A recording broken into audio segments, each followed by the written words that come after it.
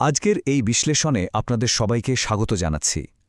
আজ আমরা সরাসরি এমন একটি মূল টেক্সট বা সোর্স মেটেরিয়াল নিয়ে কথা বলবো যেখানে ৮টি নির্দিষ্ট যৌন রোগের জন্য হোমিওপ্যাথিক প্রতিকার এবং লক্ষণভিত্তিক প্রোটোকলের খুব বিস্তারিত বিবরণ দেওয়া হয়েছে। চলুন আর কথা না বাড়িয়ে সরাসরি মূল বিষয় ঢুকে পড়া যাক। আলোচনার শুরুতেই আমরা যে টেক্সটটি নিয়ে আজ কথা বলছি সেটার দিকে একটু নজর বুলিয়ে নেওয়া যাক। এটি মূলত এই নির্দিষ্ট শারীরিক অবস্থাগুলোর জন্য একটি মেডিকেল রেফারেন্স তালিকা হিসেবে কাজ করে।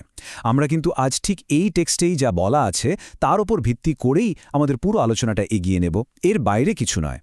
তো এই ঘনবদ্ধ তথ্যগুলোকে সহজে বোঝার জন্য আমরা পুরো বিষয়টাকে 5টি ভাগে ভাগ করেছি। প্রথমে হোমিওপ্যাথি ও যৌন রোগ, এরপর প্রধান ব্যাকটেরিয়াল ইনফেকশন, ভাইরাল অবস্থা মোকাবেলা, ইনফ্ল্যামেটরি সিন্ড্রোম ব্যবস্থাপনা এবং সবশেষে লক্ষণভিত্তিক প্রতিকার নির্বাচন নিয়ে আমরা আলোচনা করব।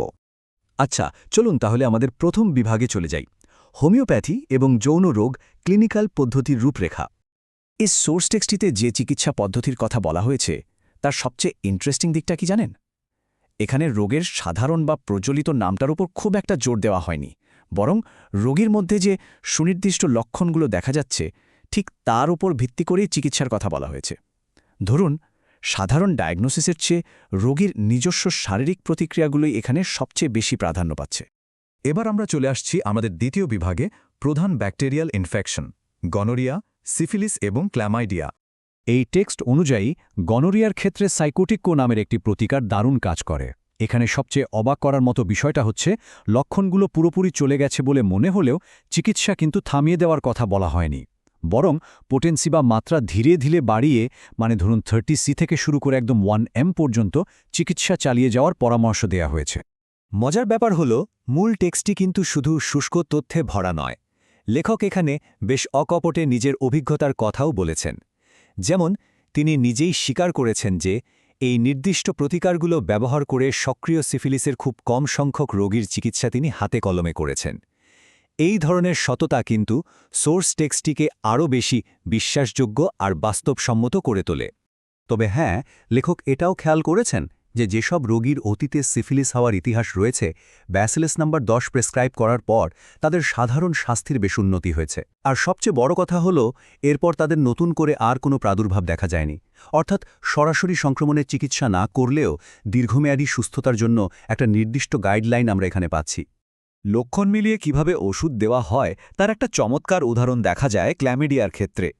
এখানে বলা হচ্ছে, যদি প্রস্রাবের প্রচণ্ড বেগ থাকে তাহলে ব্যবহার করতে হবে ডিসেন্ট্রি কো।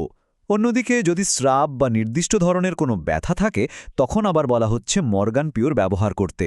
ভাবুন একবার, রোগ কিন্তু একটাই, অথচ রোগীর আলাদা অভিজ্ঞতার ওপর ভিত্তি করে চিকিৎসার দিক পুরোই বদলে যাচ্ছে।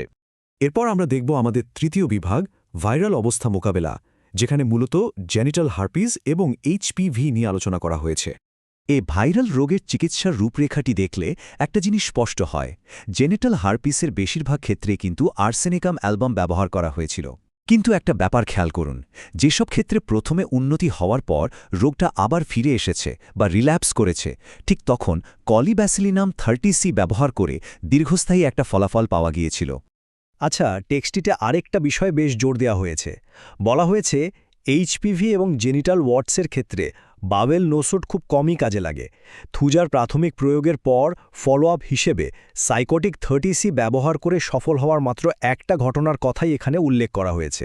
এর মানে হলো, সব রোগের ক্ষেত্রে একই ধরনের বাবেল নোসোড ঢালাওভাবে কাজ করবে, বিষয়টা একদমই তেমন নয়। তো চলুন এবার আমরা আমাদের চতুর্থ বিভাগে প্রবেশ করি, ইনফ্ল্যামেটরি সিন্ড্রোম ব্যবস্থাপনা, যেখানে non specific urethritis, pelvic inflammatory disease এবং ট্রাইকোমোনিয়াসিস নিয়ে কথা বলা হয়েছে। নন স্পেসিফিক ইউরেথ্রাইটিস বা NSU এর ক্ষেত্রে ব্যাপারটি একটু খেয়াল করুন। যেসব পুরুষ রোগীর এই সমস্যা নির্ণয় করা হয়েছে তাদের ক্ষেত্রে প্রস্রাবের সময় ব্যথা, লিঙ্গের মাথায় হুল ফোটানোর মতো ব্যথা এবং রক্তযুক্ত প্রস্রাবের মতো অত্যন্ত সুনির্দিষ্ট লক্ষণগুলোই মূলত সাইকোটিক্য ব্যবহারের নির্দেশক হিসেবে কাজ করেছে। আবারও সেই একই থিম, রোগের সাধারণ নামের চেয়ে রোগীর নির্দিষ্ট লক্ষণগুলোই এখানে আসল। পেলভিক ইনফ্লামেটরি ডিজিজ বা PIDর চিকিৎসার ব্যাপারে কথা বলতে গিয়ে টেক্সটিতে একটু ভিন্ন ধরনের একটা পরিভাষার কথা বলা হয়েছে, সেটা হলো প্লাস্ট উইথ 10 সাকাশনস। বিষয়টা আসলে কি? এটা হলো 4 সপ্তাহের জন্য প্রতি সপ্তাহে তরল ওষুধটি রোগীকে দেওয়ার ঠিক আগে 10 বার জোরে জোরে ঝাঁকিয়ে নিতে হবে। এটা বেশ সূক্ষ্ম আর নির্দিষ্ট একটা প্রক্রিয়া যা সাধারণ ওষুধ খাওয়ার নিয়মের চেয়ে বেশ আলাদা।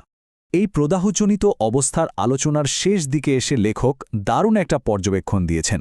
তিনি বলেছেন, পালসিটিলা বা মেডোনি নামের মতো পরিচিত প্রতিকার দিয়ে ট্রাইকোমোনিয়াসিসের চিকিৎসা শুরু করা গেলেও পুরো কাজটা শেষ করার জন্য বা সম্পূর্ণভাবে সেরে ওঠার জন্য কিন্তু প্রায় সময়ই সাইকোটিক কোরের উপর নির্ভর করতে হয়। আমরা একদম শেষ পর্যায়ে চলে এসেছি। বিভাগ ৫, লক্ষণভিত্তিক প্রতিকার নির্বাচন, সাইকোটিকোয়ের বহুমুখী কার্যকারিতা। তো এই সোর্স টেক্সটটি যদি আমরা সামগ্রিকভাবে দেখি তাহলে বেশ জটিল একটা কাঠামোর রূপরেখা পাওয়া যায়। এখানে বাওয়েল নোসোড বা বিকল্প প্রতিকার কিভাবে নির্বাচন করা হবে তা পুরোপুরি নির্ভর করছে রোগটি রোগীর শরীরে কিভাবে প্রকাশ পাচ্ছে তার ওপর। এটা কিন্তু মোটেই এক রোগের জন্য এক ওষুধ টাইপের কোনো পদ্ধতি নয়। পুরো আলোচনা থেকে সবচেয়ে অবাক করা যে বিষয়টা উঠে এসেছে তা হল সাইকোটিকো নামের এই প্রতিকারটির বহুমুখী ব্যবহার।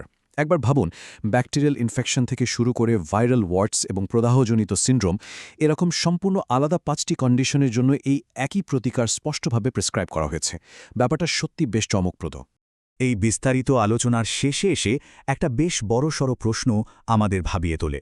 প্রচলিত রোগের শ্রেণীবিভাগের চেয়ে যদি আমরা রোগীর অত্যন্ত সূক্ষ্ম লক্ষণের পার্থক্যগুলোকে বেশি গুরুত্ব দিই, তাহলে তা ঐতিহাসিক বিকল্প চিকিৎসা সম্পর্কে আমাদের এতদিনের যে ধারণা সেটাকে কতটা বদলে দেয়। আজকে আমরা যা দেখলাম সেটা নিশ্চিতভাবেই এই পুরনো পদ্ধতিগুলোকে একদম নতুন একটা দৃষ্টিকোণ থেকে ভাবতে সাহায্য করে।